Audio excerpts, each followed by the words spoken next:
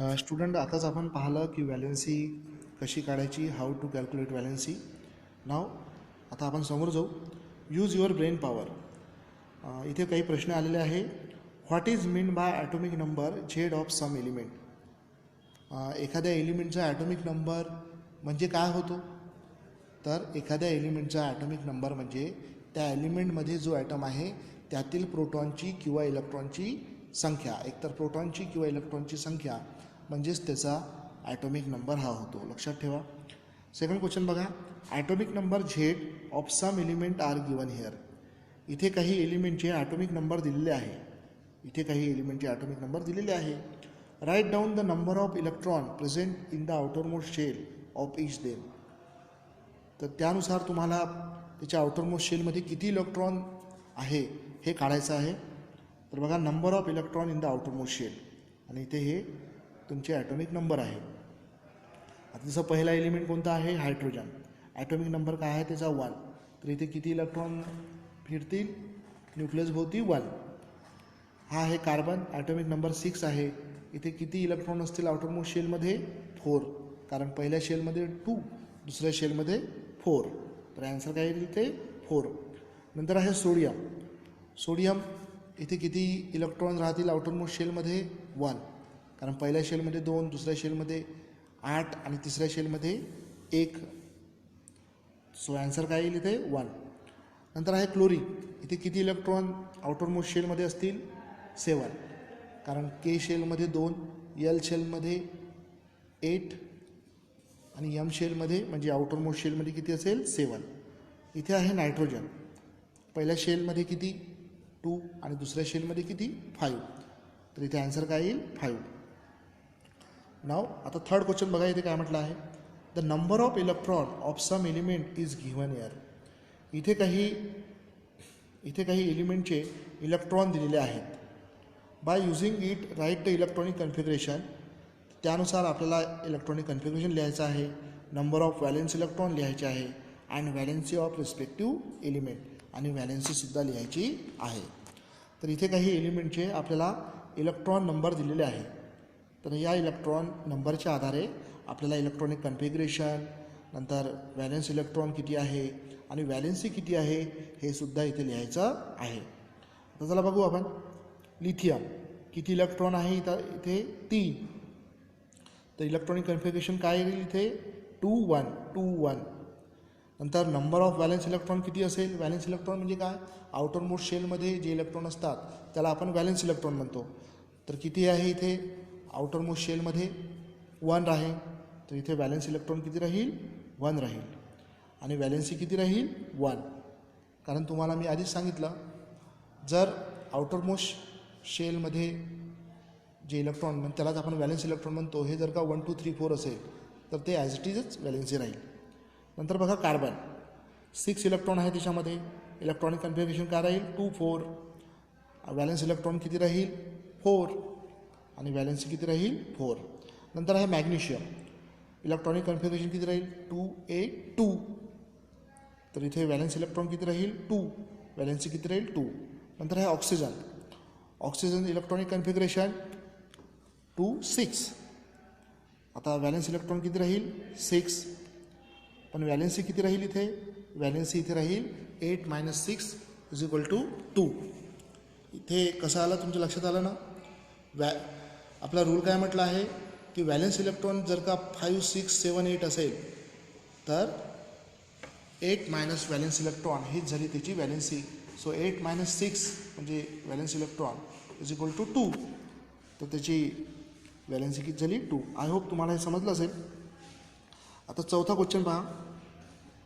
Why are the atomic number and atomic mass number always in whole number.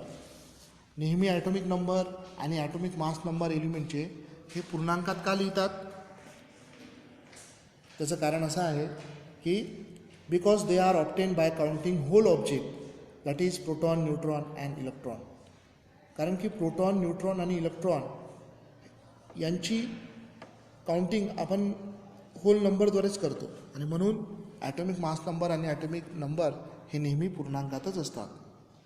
आता पाचवा question पहा. Sulphur contain 16 proton and 16 neutron.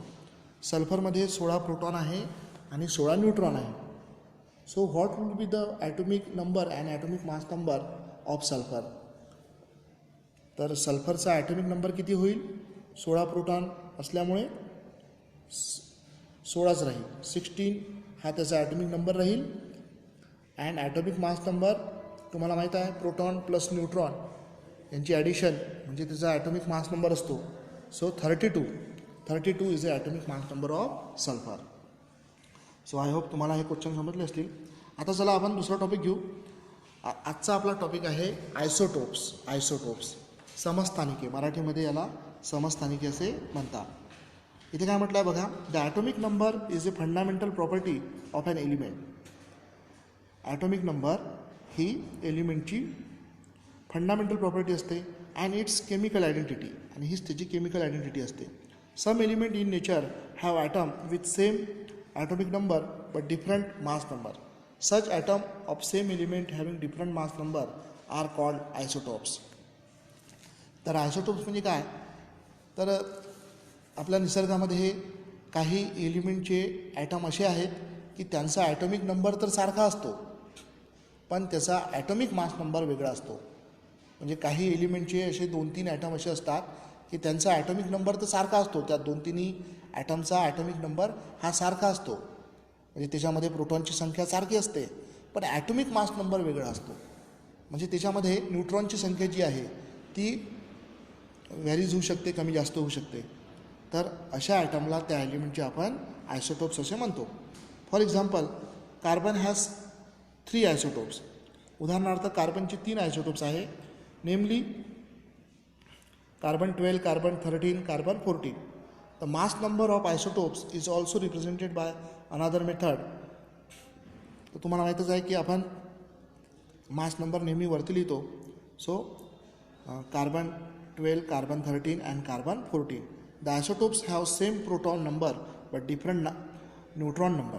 या ठिकाणी प्रोटॉनची संख्या सारखी आहे. तिन्ही या कार्बनच्या आयसोटोप्समध्ये प्रोटॉनची संख्या सारखी आहे, पण कशाची संख्या वेगळी आहे? न्यूट्रॉनची संख्या वेगळी आहे.